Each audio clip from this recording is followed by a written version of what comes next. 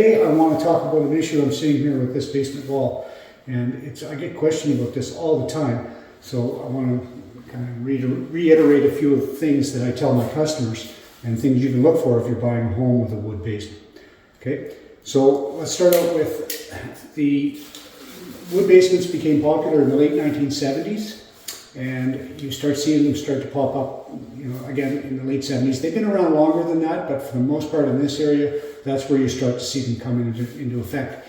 They started building them with 2x6s, and generally 16 inches on center. I've seen them on 2 foot on center, but generally 16 inches on center.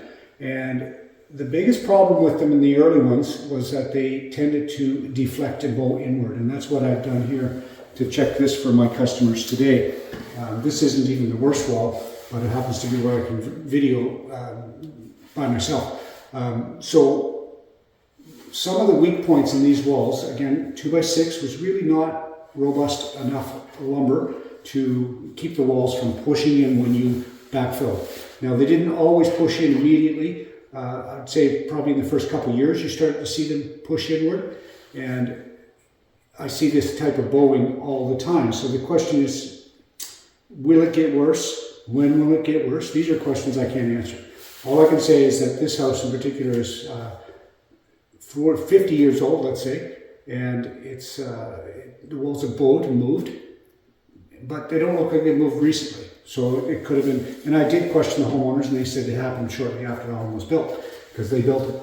So looking at the level here, this window butt is out by a good inch at least, and that's one of the weak points of these wood basements. Was when they put the windows in, they framed them like they would frame a conventional wall, and the soil pressure caused the lumber to move, and the bottom of the window to kick in, and basically the framing under the window, which used to be like this, basically for it to open up.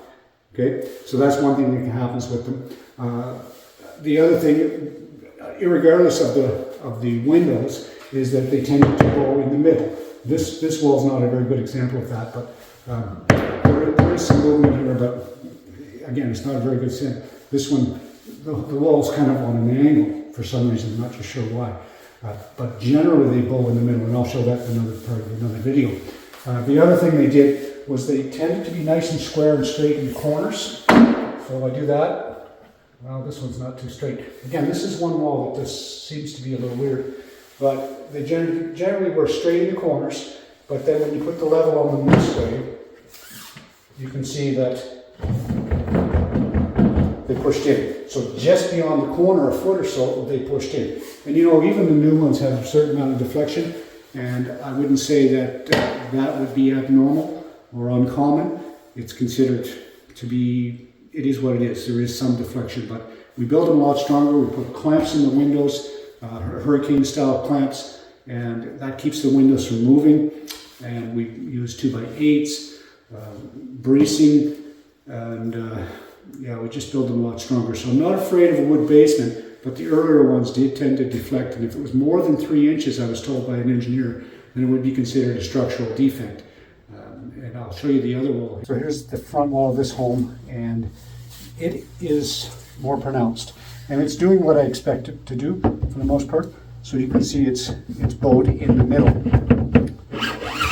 And when I put the level down there and I make it level, it's out about 2 inches on the bottom.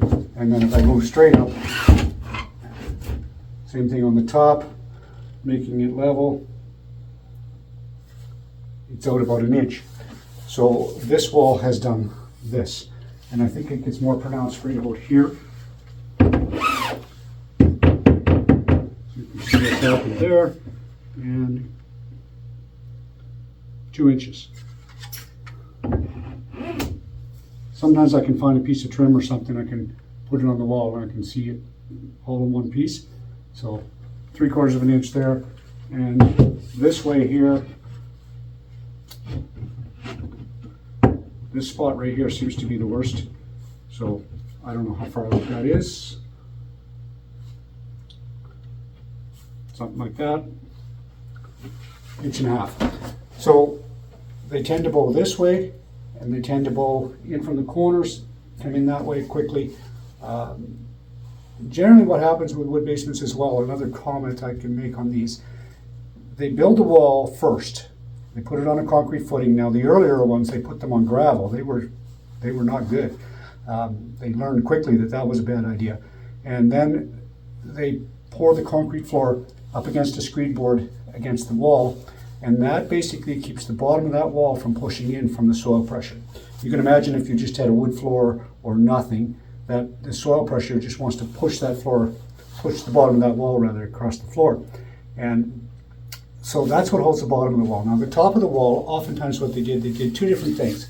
So they would use a 1x4, basically along the top, on the ceiling joists, they would screw a 2x4, or nail a 1x4, on the ceiling. And that was right up tight against the studs, and they drywall up to it. So what I've seen over the years is people say, well, why is that there? I want to finish the ceiling, and that is in my way. So they would take that off. And basically that's all that does, is it prevents the top of the wall from sliding under the floor joists and coming inward. And when they take that off, and then they get a damp soil on the outside and frost pushing on the wall, or they drive too close to the wall would slide in underneath the floor joists. So definitely don't take that 1x4 off. The other thing they would do on the wall where the rafters are running parallel to the outside wall, what we did in that scenario was we would put on the rim joists, we basically brace the wall every 16 inches on the first joist space, and then we would brace it every 32 inches on the second joist space and every 48 inches on the third joist space. And what that does is it prevents the wall from pushing in, because in order for the wall to push inward, it has to move those first 3 sets of joist spaces, which are screwed through plywood on the floor. So it basically has to shift the whole floor structure over. And if those things weren't carried out, or somebody made changes, then you could have a wall failure. But overall, basically what I find in this age of home is just what I'm showing you here. Bow in the wall, it's not good, obviously. It's hard for me as a home inspector to say, oh yeah, that'll stay like that for the next 28 years. 28 years and 2 days. Who knows? I talked to the homeowners, they said they haven't painted or touched this wall in over 10 years. No cracks, no signs of movements. I'm believing that it's probably not moving at the moment, but you still have to be careful not to do something and make it move later.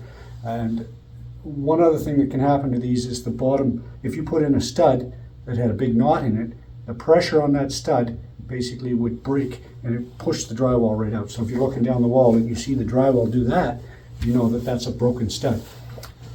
I'm going to do a third part to this, and we'll talk about something about how to fix the issue if you wanted to fix it. There's a couple of things you can do. If you want to fix a wall like this, because it does have some effect on resale value, some people will shy away from this type of problem. They just don't want to deal with it.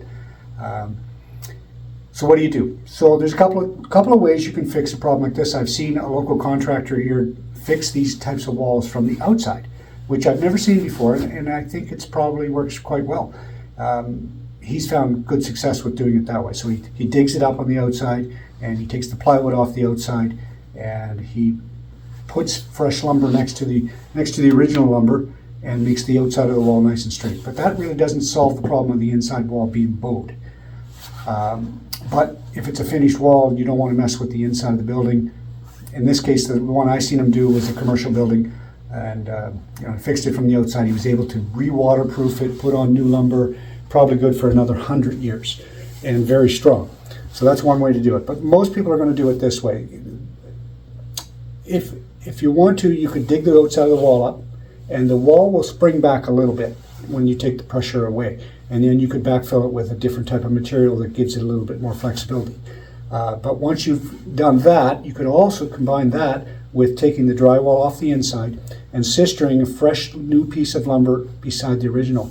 And if you did that, then you could basically the wall is warped, and you can't just put another piece of lumber next to the original, or it's going to stick out the 2 inches essentially, right? Because it's going to be straight up and down.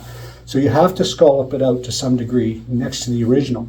What I always suggested people do is instead of using, let's pretend this is a 2x6, they use a 2x8, and they're going to skull up the outside of that to match the frame of the outside of the wall. But the inside is going to be a nice flat surface. It's going to stick in past the original 2x6 that has been warped. So you're going to have a nice straight surface of 2x8. Your wall is going to be stronger. Going to have a little less R value because you're going to have two 2x6 and a 2x8 next to each other. But it's going to have a nice straight inner surface, and it's going to be strong enough that it's probably not going to move. Of course, you're going to have to put that all the way down to the concrete floor, and you're going to have to put it up into the floor joists and tie it in again at the top. So that's a couple of things that you can do. Of course, you're going to have to put your vapor barrier back on. Some people would spray foam nowadays. I'm not going to get into the insulation part of it, but that's one way to straighten the wall and make the wall stronger and be pretty confident it's not going to move again. Hope you learned something and it made sense. See me next time on the next video I do about different issues I find in homes.